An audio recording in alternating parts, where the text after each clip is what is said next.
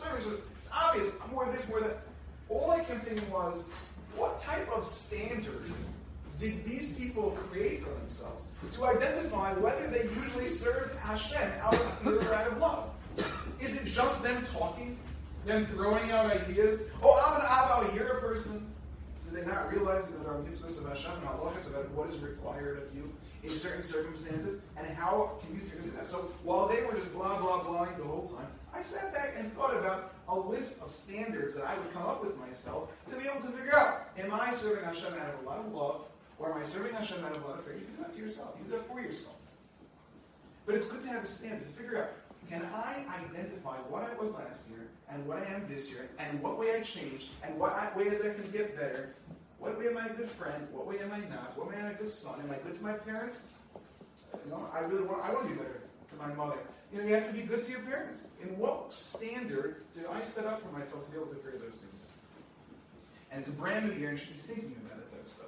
That was a time for calculation, time for reflection, time to look back at ourselves and say, hey, I have a standard. I have a way to know that I've gotten better. A number of years ago, we, as a yeshiva, previous iteration of our yeshiva, we went to go to Torah V'das, and we got to hear from the person who was one of our rabbinical directors, rabbinical board members, Rabbi Reisman, Shlita. We went to his yeshiva, and we went to hear him speak, and he spoke about making small changes, and he says it always bothers him that people go through Elul, and they say, every year, nothing ever changes. I try to make myself better, but nothing ever changes. He said he doesn't understand it.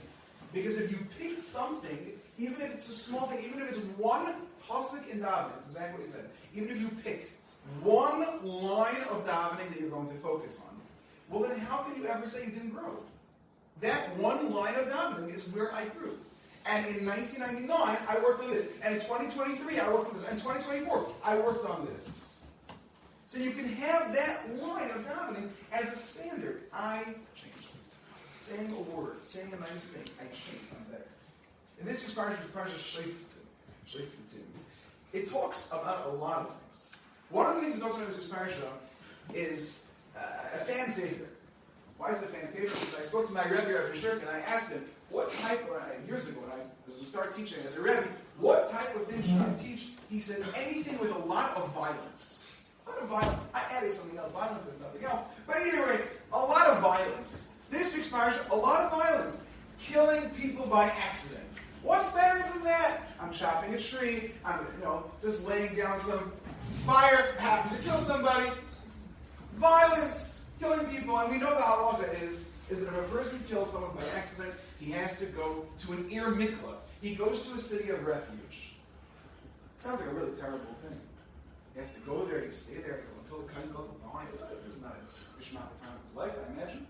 The worst thing is if you're a Rebbe, as a Muslim, we often are concerned about this. If one of your students kills by mistake, you have to take your Rebbe with you. And I'd have to leave my family, and it's been terrible. I'd probably bring my whole family, and my family goes, I'm sure the whole day can just follow me to wherever you are. But I'm going to have to go to Ir Mikla, because when you kill a mistake, please, as this public service announcement, nobody here should kill by accident. I don't want to move. That said, the pasuk says, when identifying the Ir Mikla, it says like this, Tachin lacha haderech. You should prepare for you the way.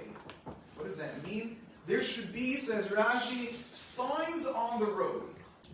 Signs. Wherever you go, there's going to be a highway sign. It says 400 miles this way to New York, 30 miles that way to wherever. There's going to be a highway sign. And on that highway sign, it's going to say, City of Refuge that way. And a lot of them. It's going to be a frequent thing. So that a person who kills by accident will always know exactly where to go. Interesting.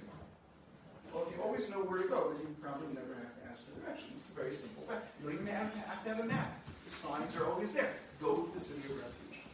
Rabbi Milstein's wife's great-grandfather, the Hilig of Mashgiach, the Yerushalayim Lubavitch, notes something very interesting.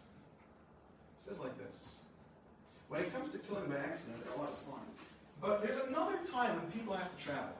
And that's where there's a mitzvah called bikurim. Bikurim are the first fruit that a person has. You have to bring it to Yerushalayim. And the process is, you don't get on a plane and fly to Yerushalayim. You don't get into a very fast car and zoom to Yerushalayim. You take it slow. You walk. your town, everybody goes together with all their new fruit, and you take a walk, and you go 10 miles today, 10 miles tomorrow, and then when it's time to go to sleep, you sleep in the middle of the street, everybody camps out. It's like a big outdoor party. Everybody's outside, they're all singing kumbaya, they're all singing together, a big kumsitz, everyone's hanging out. And then you go another 10 miles the next day, and you hang out, outdoor street party again in the next town. Every single street. And you probably, in this case, strangely enough, there's no sign to say where Yerushalayim is. It doesn't say Yerushalayim that way. It's not so easy to find Yerushalayim. It's so small, but it's not that small.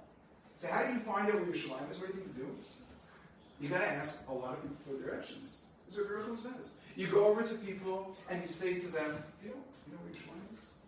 Oh, it's north. It's north? Oh, okay, got it. Thank you. They go right? Great. And everybody knows. The whole place, the whole Israel's getting into it. Oh, everyone's going to get Bikurim. So I ask the question, when it comes to taking people who killed, murdered, by accident, they go to Ir Miklat, they get signs. When it comes to people for Bikurim, they don't get signs.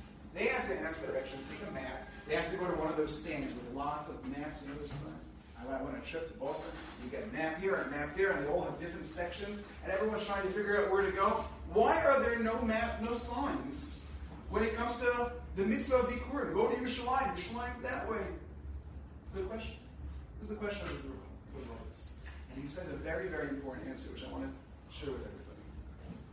What he says is that when it comes to killing by accident, murder, death, sadness, when it comes to that, better to have a sign. Because what's going to happen? I don't know where to go. I'm going to go over to you and you say, oh, where are you going? Oh, I'm going to Betzer. It's one of the Arab Miklat. I'm going to Betzer. Why are you going there? Oh, I killed Palestine. We don't need to talk about that type of stuff. We don't need to talk about that type of stuff. Murder, that has to become part of the conversation. People have to start schmoozing about, you know how I killed that guy? How that guy got murdered? I mean, what's in the news nowadays except for murder? This person killed just today, another school shooting. You have to talk about that type of stuff? This is the conversation that people have to have? So says Rabbi Yerucham, therefore, when it comes to murdering by mistake, put up a sign. We don't want to talk about that type of stuff. Some stuff should not be part of our conversation. When it comes to Bikurim, and everyone going to Yerushalayim, and everyone having a street party, and everyone hanging out and saying, thank you, Hashem, for my first fruit, then, sure, I want to choose you. Where are you going? You're going to Yerushalayim? You're going to have a party? Amazing. I would love to hang out with you. Not everything needs to be spoken about. You can keep some things to yourself. Some of the sad things of life don't have to be part of every single person's conversation. I'm not saying there are a lot of people who are outgoing who like to talk about things. Not everything must be spoken about. There are some things that we have to keep our conversations. Some things we have to keep our conversations pure, classy, respectful, proper. What we're supposed to talk about, the way we're supposed to say, how we describe things, how we describe people, how we describe our family. Some things just aren't supposed to be spoken about. Take a step back. Think about the person who killed by mistake. There are signs on the road, probably tens of thousands of dollars spent on signs on the road in order that we don't have to speak about murder all the time. Do you want to speak about murder all the time? Is that what people want to hear about? In a couple of weeks, it's the anniversary of 9/11, the Jewish anniversary is Tav Gimel Elul. 9/11. I give a lot of people what to talk about for a long time. Talk about it, that, this. When we, as Jews, talk about it, what do we talk about? We talk about the miracles of 9/11. The people who were saved at that time. The people who didn't show up at the buildings those days. And the people who showed up, like my father, who showed up that day, and we'll talk about it another time, but was miraculously saved from the buildings falling down. My father was underneath the building when it came down. That's what we talk about. When we talk about the terrible tragedy of Simchas Torah War, the war that started on Simchas Torah, what they call October 7th, but what we know is the Simchas Torah War. When we talk about the tragedy of that day, I was waiting. I remember waiting. Of course, we talk about initially the sadness the Jewish people go through, but we were waiting for the stories, and we knew the stories would come. The stories of people being saved. the stories of miracles that happen to people. How do you look at the world? Do you look at the world of tragedy, of sadness? Is that what you want to talk about? Or do you look at the positive brachos of things? I told my class a story this week. I found it very, very powerful. There's a song. I don't know how it goes. But if I was a Baba Brachos, apparently I would know. In Baba, on the largest chassidus in America, whenever they go down the aisle by the chuppah, they have a certain tune. It's the same tune they use by Lechadei the other week. It's apparently known as the Trup Niggin. Not Trup like Tamim of Chris, etc., but Trup means dripping. The Trup Niggin. Why is it called the Trup Niggin? Because there was a Yid, his name was Rabbi Mandelbaum. And before the Holocaust, he was very, very poor. And he was living in a home, him and his family, and he loved to sing. But they didn't have much food. And they didn't have much warmth in their house. But you know, they had a roof over their head, and they sang by that Shabbos table and sang Divrei Torah by the Shabbos table. And it was beautiful. Until one Shabbos, it was raining. And it was raining a lot. And it rained even more. And drip, drip, drip, drip. Smash. What happened? The roof finally caved in. And now the dripping wasn't on the roof. The dripping was on their table. Drip, drip, drip, drip. And as a remember that was the head of the table, he heard drip, drip, drip, drip. He said to the people around the table, "Do you hear it?" He said, "What? Do you hear the song?" And as the drip, each drip came down, he started singing a song to the beat of the drips. And he made this classic tune, a Baba Ver song, Lechadaydi. Every Baba Ver Chassid walks down the aisle to this song, known as the dripping tune, the trucking. He made a song out of it. And how do we know this story? Because in the Holocaust, this is what he was singing to his dad, the trucking. And people heard that song, and they brought it with them, and they taught it to Baba Ver Chassidim, and it became the standard. We're talking about a person who had the most sadness in his life, this tragedy of being so poor without a roof on his head. And he takes the truck, he takes the dripping, and he makes a song out of it. How do you look at life?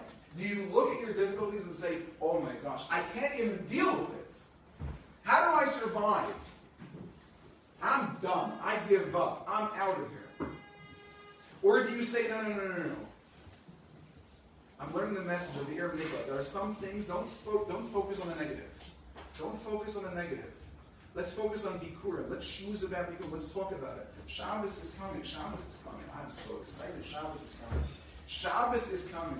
You get to sit at your Shabbos table. You get to talk about happy things. People are going to be at that table. They're going to be those people who want to talk about sad things. They're going to want to talk about negative things. My grandmother, hopefully you guys have this minute at your table. My grandmother, by her Shabbos table, they had a rule when she was a little girl. You were not allowed to talk Hungarian. They were Hungarian. Now it's on Hungarian at the Shabbos table. Only Yiddish. Only allowed to talk Yiddish. And my grandma didn't speak Yiddish. So only the boys were allowed to talk at the Shabbos table. That was terrible. She didn't like that. But the purpose of it was control the things that are coming out of your mouth. If you knew you were only able to speak a foreign language, then you'll be very careful with the things you end up saying. Shabbos is a time of great joy.